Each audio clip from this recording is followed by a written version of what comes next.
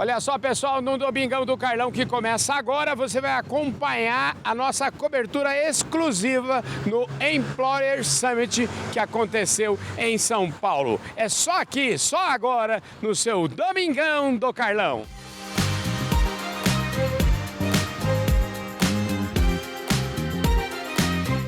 Aqui do meu lado, o Fábio Zeferino, ele é gerente sênior de operações de RH da Pets. A Pets, para um cara apaixonado por cachorro como eu, que tenho 7, então eu já gostei logo de cara do Fábio. O Fábio trouxe aqui, entre outras considerações, eu até fiz uma colinha aqui, viu, Fábio? Ótimo. Você falou que a gente precisa de um RH mais humano para dar mais oportunidade do colaborador aprender. Eu até brinquei com você que a gente está vendo o Guilherme na prática aqui, que é a primeira vez que ele está trabalhando comigo aqui. Então, vamos começar por aí. Obrigado por ter topado essa conversa, viu? Nada, eu que agradeço. Escuta, me conte como é que é essa história do RH mais humano e também eu queria que você conectasse isso com essa história de que os empregos... Eu vi ali vocês falando de 5 posições, uma fica, outra vai ter que se reinventar. Como é que é isso?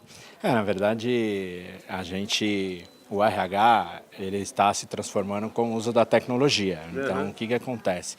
Aquelas atividades rotineiras, que a gente chama de atividades transacionais, que não agrega valor para a companhia e nem para o colaborador, essas atividades elas serão substituídas.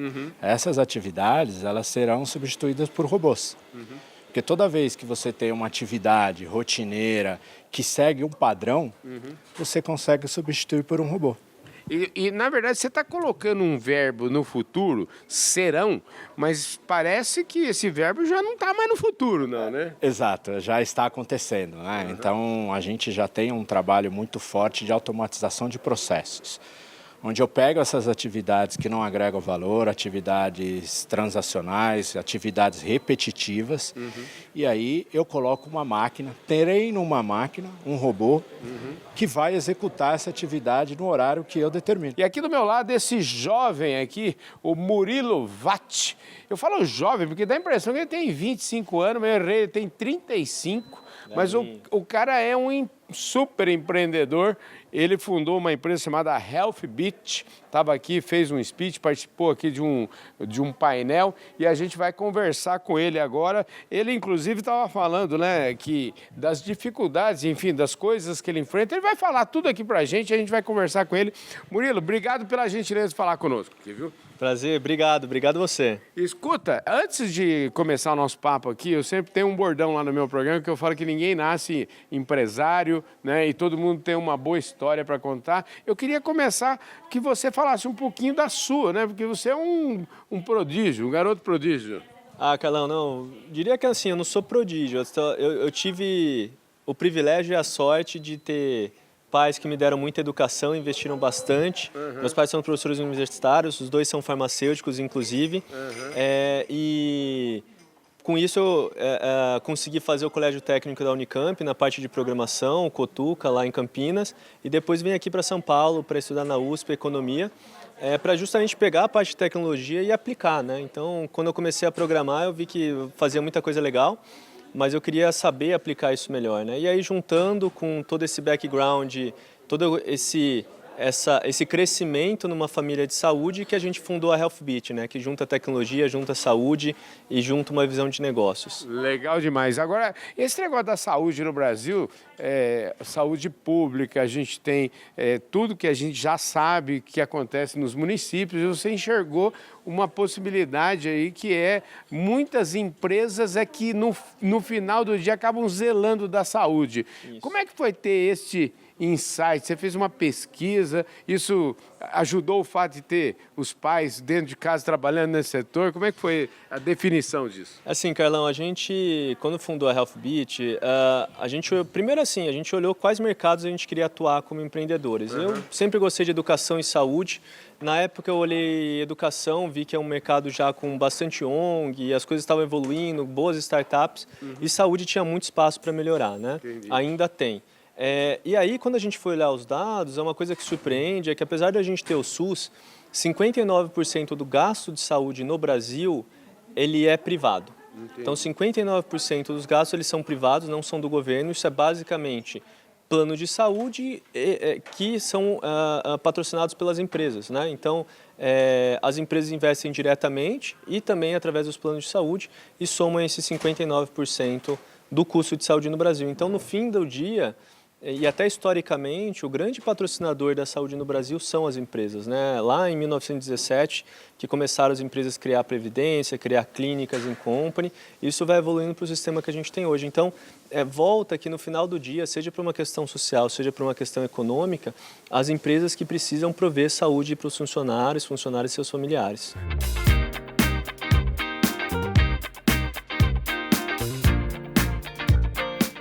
E aqui do meu lado agora eu tenho a honra de receber aqui o Ricardo Burgos, que ele é vice-presidente de pessoas, né? Como ele mesmo falou, de pessoas e segurança da AMIL.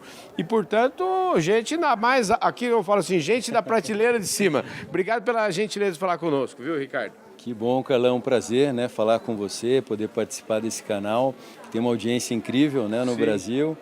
E realmente tivemos aqui a oportunidade de trocar um pouco, né, de interagir aqui no Employer Summit.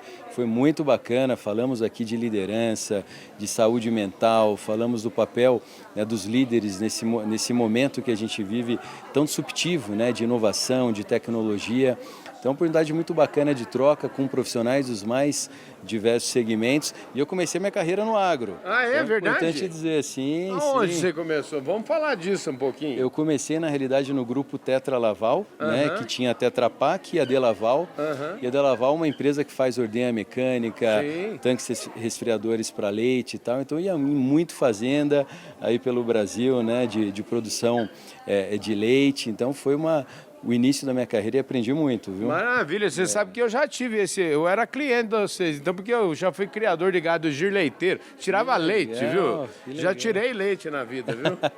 Fantástico, aonde, Carlão? Em Porangaba, aqui entre Sorocaba e Botucatu. Tá, fantástico. Ricardo, deixa eu te falar, no mundo onde as máquinas, inteligência artificial, só se fala, eu até conversei aqui, nós estamos aqui na sede da Microsoft, ano passado eu tive a oportunidade de falar com a Tânia sobre esse movimento, e ela desenhou um mundo sombrio que temos pela frente, simplesmente vão ser deletados milhões de empregos, entendeu? E eu queria saber como é que fica o mundo onde vocês trazem o ser humano é cada vez mais necessário versus máquinas inundando nossa vida. Interessante, Carlão. Eu conheço bem, né, a biografia da Tânia, uma excelente profissional. Mas eu vejo, a gente até inclusive hoje na nossa interação tentou desmistificar um pouquinho, né, isso. Porque se a gente olhar, né, um pouquinho aí para trás, 10, 15 anos, uma série de profissões que deixaram de ter relevância, mas outras ganharam. Sim. Eu acho que o papel hoje da liderança, das organizações e cada indivíduo na sua carreira é entender um pouco as tendências, adquirir novas competências e sempre vai existir espaço para agregar valor numa organização. E como o mundo, eu sempre falo, o mundo é super pequeno, a gente tá cheio de amigos em comum que a gente nem sabia. Você tá bom, César? Tô ótimo. E você? Graças a Deus, estou com saúde, prosperando e vim participar desse evento maravilhoso com pessoas ilustres e que contribuíram muito para a minha visão de negócio e entender um pouco de tendências de futuro de RH. Parabéns para a Employer. Parabéns para nós. Nós estamos no lugar certo e na hora certa. E o César, ele assumiu um compromisso. Hoje é diretor de marketing da Febracis. A Febracis, para quem não sabe, ele vai explicar para nós melhor. Aí, quem não conhece o Paulo Vieira, aí, que é eu não sei como é nem o nome que eu dou para ele, porque ele é um cara... Pensa um caboclo que fala umas verdades top de linha, hein, rapaz? É verdade. É verdade. O Paulo Vieira tem uma essência muito grande em ajudar as pessoas. A empresa tem um mote de transformar a vida das pessoas. Com o método CIS, ele cresceu muito, ele foi de um patamar de R$30 mil para 300 milhões. A Febracis hoje fatura anualmente. A gente tem 37 franquias espalhadas no Brasil e em 3 continentes. E a pegada dele é tão extraordinária que a gente assim, é um povo muito apaixonado, a cultura da empresa ela é muito bem difundida.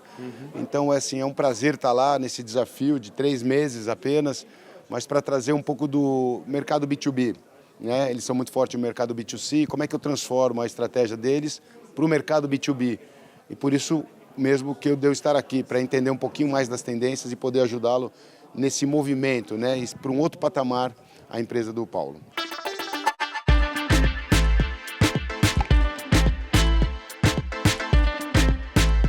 Adriano, obrigado pela gentileza, obrigado pelo convite para a gente estar aqui, viu? Obrigado por vocês, por estar participando com a gente aqui.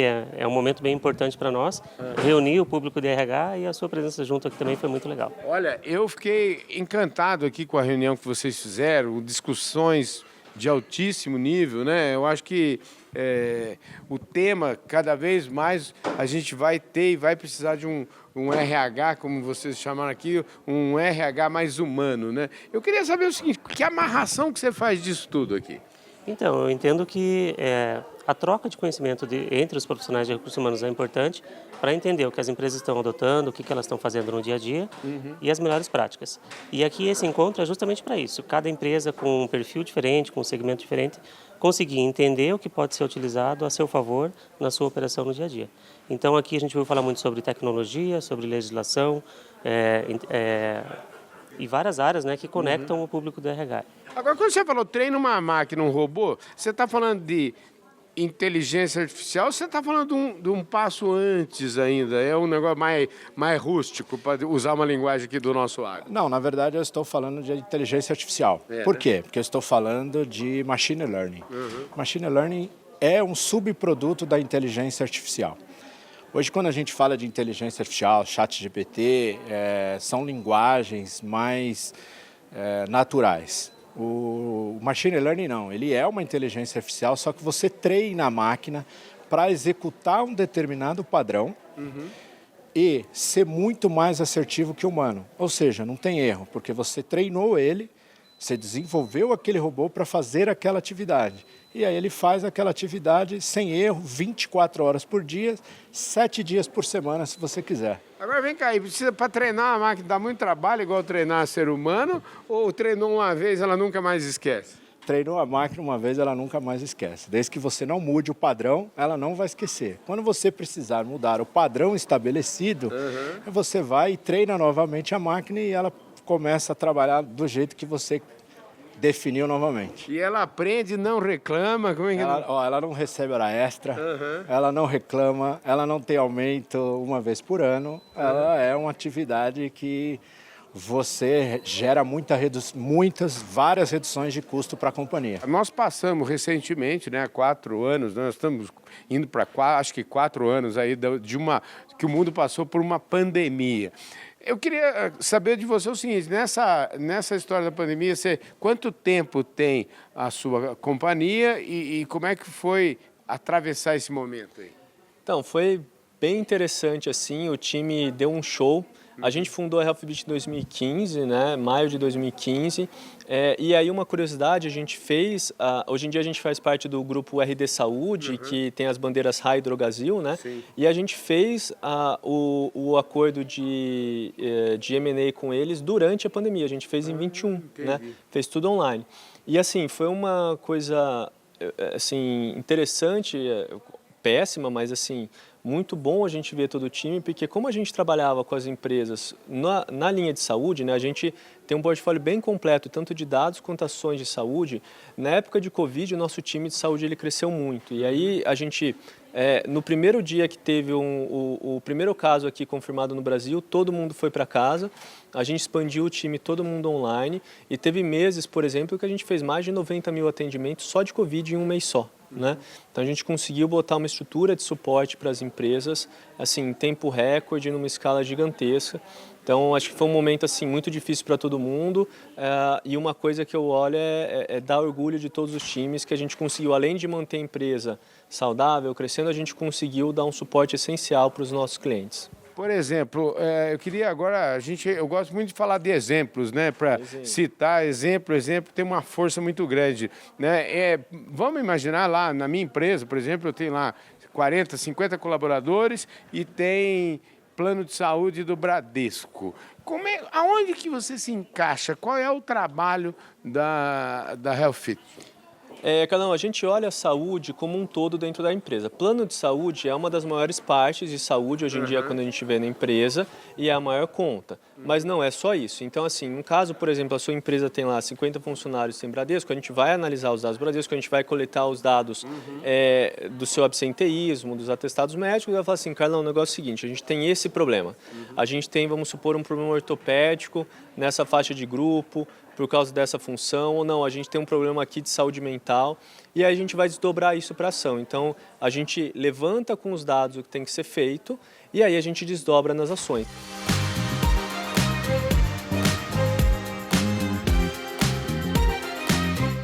A própria Tânia, nessa entrevista, ela também faz esse reporte, quer dizer, novos empregos serão criados, novas habilidades, mas é sempre essa coisa do novo, sempre anda um pouquinho a reboque da realidade. Então vai ter um período aí que vamos precisar de, talvez, de subsidiar muita gente aí no futuro. Não tenha dúvida, não tenha dúvida. E também acho que remover um pouquinho a ansiedade, né, Carlão? A ansiedade hoje ela é uma dificuldade que assola a sociedade e as organizações, obviamente, por consequência, porque esse anseio de saber se a minha profissão vai existir daqui a alguns anos, a minha organização vai existir há alguns anos, muitas vezes paralisa, né? Gera uma inércia nos profissionais que não buscam conhecimento, não buscam aprender aí novas técnicas, novas áreas, desenvolver o power skills que a gente fala, né, que são essas habilidades, né, relacionais, de controle emocional, resiliência,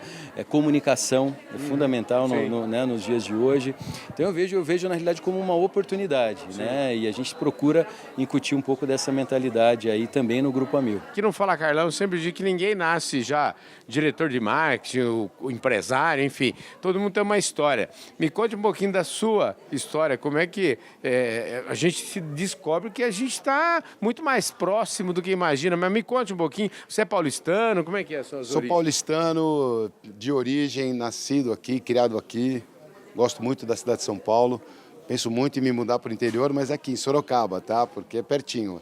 Pertinho de casa, então. Pertinho de casa, da tua casa?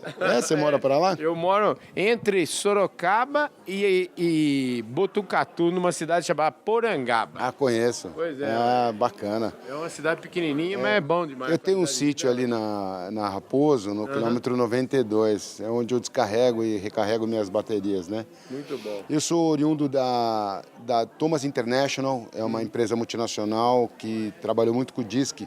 Na verdade, foi uma das percursoras do DISC no Brasil. Você sabe que esse negócio de DISC, rapaz, essa semana eu participei de uma convenção de vendas de uma empresa italiana, a Green Haas e a Tech Fértil, e foi um consultor foi lá fazer uma palestra de vendas e falou do DISC. E eu falei, muito prazer, Mr. DISC, mas agora eu posso falar tranquilamente, porque eu até fiz o DISC, entendeu? Então, muito legal, né, rapaz? Esse é um conceito acadêmico criado em 1928 pelo William Moulton Marston, que ele estudou o comportamento humano. E o que ele parte do princípio? Que as pessoas devem ser tratadas como ela gostaria de ser tratada.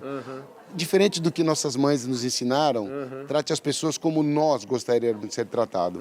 Mudou. Né? Um gosta de beijinho, um gosta de abraço, outro gosta de pontapé.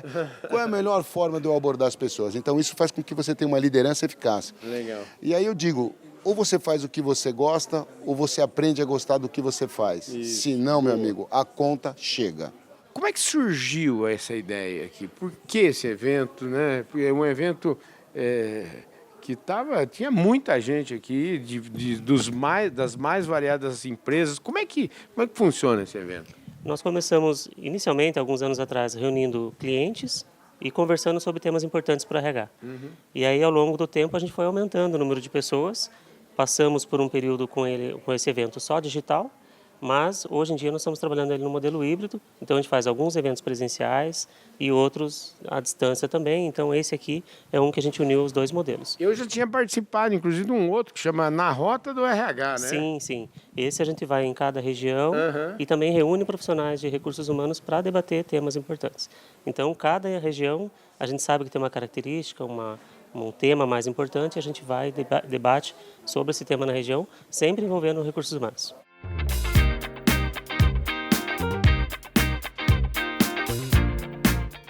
O que fazer com os, como disse a Tânia para mim, os milhões de desempregados que teremos? Na verdade, a gente, enquanto profissional, a gente tem que se adaptar à tecnologia, ou seja, a gente tem que aprender a tecnologia. Então, uma vez um chefe meu, ele disse o seguinte: Fábio, se você não quer ser substituído por um robô, não haja e trabalhe como um robô. Legal. Ou seja, procure se desenvolver, procure analisar os processos, porque ainda o robô ele ainda não consegue fazer grandes análises, ainda está um passo atrás ainda nessa parte de fazer grandes análises e propor melhorias de vários processos. Então, a dica é: procure se desenvolver. Muito bom. Entenda de tecnologia e passe a fazer análise e não atividades rotineiras. Acho que essa é a dica para o profissional. Busque se desenvolver, se adeque à tecnologia. Maravilha. Escuta, fala um pouquinho da Pets aí, qual é o tamanho do RH lá, quantas pessoas, como é que é? É divertido trabalhar lá? Na Pets é bem divertido trabalhar, nós somos 7.500 colaboradores, o RH conta hoje com 110 colaboradores.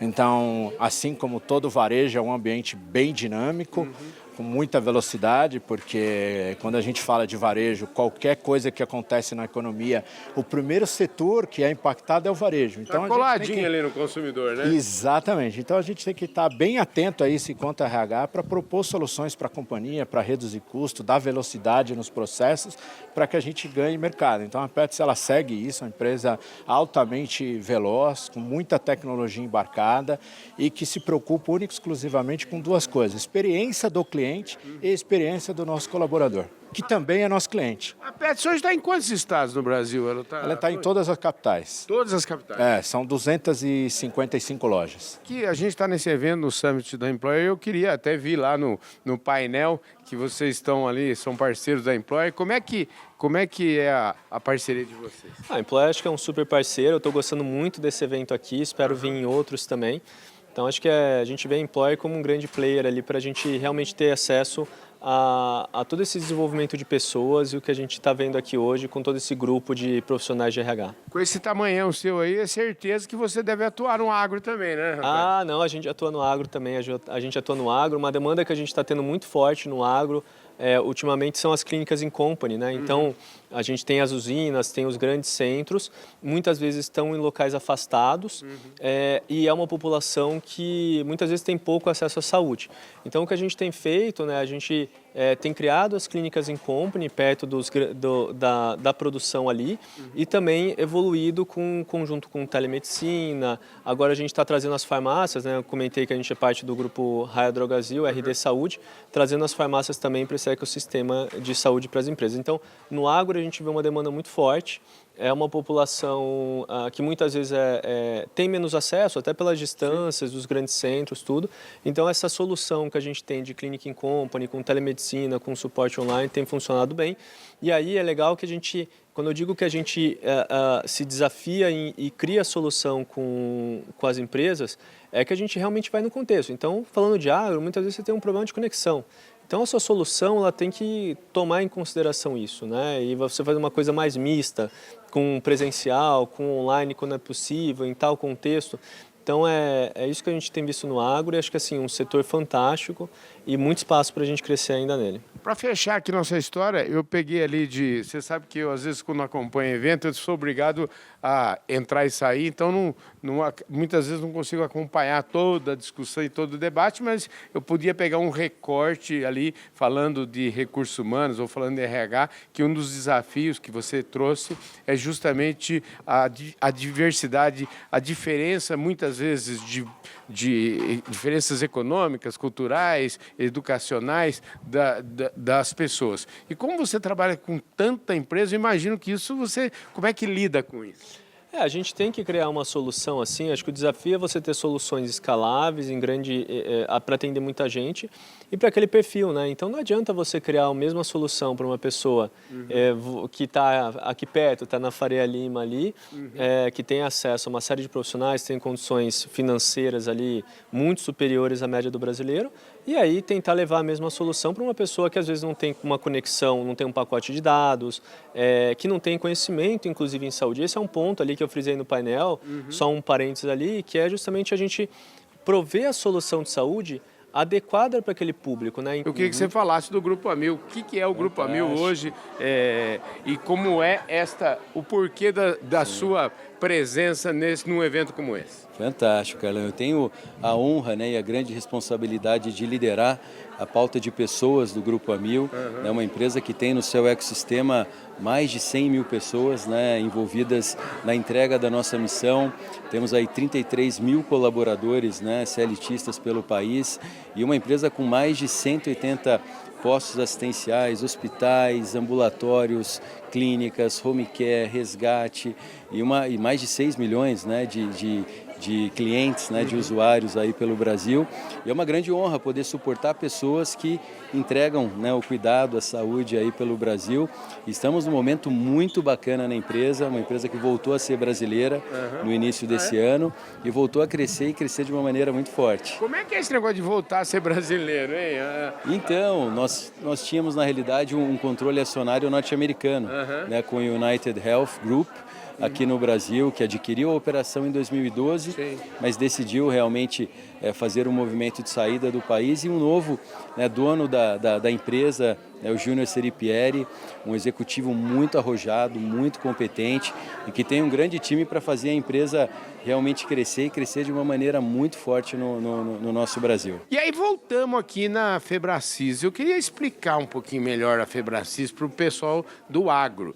E eu acho que o pessoal do agro, antes de explicar a Febracis, eu quero lembrar, o pessoal do agro me conhece aí, eu emagreci 80 quilos sem fazer cirurgia bariátrica. Eu vou mandar deixar na descrição desse vídeo aqui o nosso Fala Carlão número 1. Nós já estamos no Fala Carlão número 7.000 e pouco, mas e esse é um case importante, é um case bacana de se falar. E eu queria que você falasse um pouquinho desse... Tem uma cena do Paulo Vieira que ele fala nesse assunto, é muito bonita a cena, e uma coisa que eu gosto muito que o Paulo fala é a história da autorresponsabilidade. Ou seja, nós é que somos responsáveis. Você já leu o livro Autorresponsabilidade? Não ainda. Mas ele diz exatamente isso. Nós somos responsáveis por onde nós estamos, né? Pelo que nós fazemos e pelas consequências das nossas vidas. Então, o livro ajudou muita gente. E a Febracis, o que ele faz com as pessoas que vão participar do Método CIS ou dos cursos promovidos pelo Paulo Vieira, de fato é transformador. Ele consegue quebrar o teu modelo mental e reconstruir o teu modelo mental, porque ele trabalha muito as crenças, né? Eu até comento o seguinte, o que é um telefone tocando na tua casa, Carlão, às 3 horas da manhã? O que você acha que é? Eu acho que deve ser coisa ruim, né? Mas isso é um fato ou é uma crença? É uma crença, total. Então, e de onde você aprendeu essa crença? Olha, nem sabemos. A gente nem sabe. Imagina quantas crenças que a gente nem sabe e a gente leva isso como verdade. Então, a crença é tudo aquilo que eu acredito, mas transformá-la em verdade é que é o grande problema. Entendi. Então, tem crenças. Então, quebrar essas crenças para que a gente possa colocar crenças fortalecedoras, mudando o padrão de modelo mental para que você possa transformar a sua vida e prosperar. Adriano, quanto tempo você tem de employer? Me conta um pouquinho da sua carreira aí. 12 anos de employer. Comecei sempre na área de recursos humanos. Hoje eu atuo com times que conectam as demandas das empresas às soluções que a employer entrega no mercado. Entendi. Você está pertinho do seu cliente, você tem que andar coladinho nele. Coladinho nele, a gente faz diariamente reuniões com várias empresas, profissionais de recursos humanos, entendendo as necessidades e fazendo essa conexão com as melhores práticas, com o que a gente pode oferecer para eles de melhor, que tem disponível já no mercado e tem disponível na Employer.